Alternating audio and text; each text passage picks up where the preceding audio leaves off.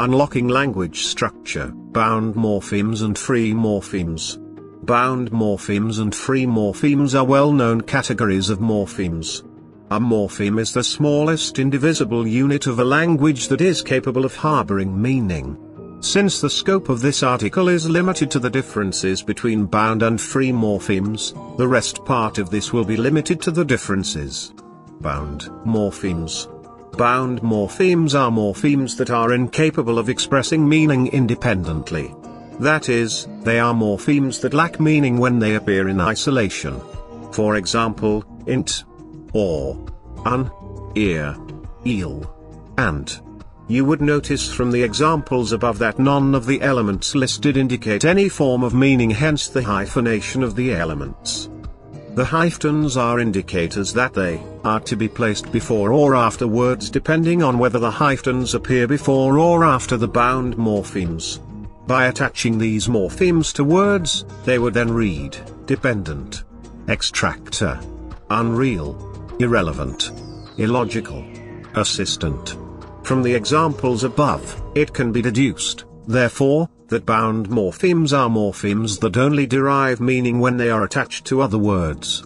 That is, they lack meaning in isolation but they derive meaning in association with other words. However, this is not to imply that just by adding a bound morpheme to any element at all it would be able to generate meaning. For example, adding un to ant, which makes an ant, does not make for a meaningful realization.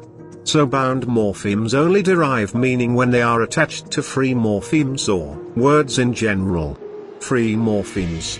Free morphemes are morphemes that, unlike bound morphemes, are capable of expressing meaning in isolation. They do not need to be attached to any word in other to be meaningful. For example, word, talk, like, is, touch, let. You would also notice that none of the words in the examples above has a hyphen before or after it, and this just goes to show that they are not dependent on any word to make sense or become meaningful. Free morphemes are said to be the direct equivalent of words. It is said that all free morphemes are words but not all words are free morphemes. This assertion will be demonstrated shortly. Take for instance, word. The example above is both a free morpheme and a word. This is because it cannot be further broken down without rendering it meaningless. For instance, woe and road are meaningless in isolation. Now take another example, words. This second example is a word but it is not a free morpheme. How is that? Simply because of its slightly complicated compositional structure.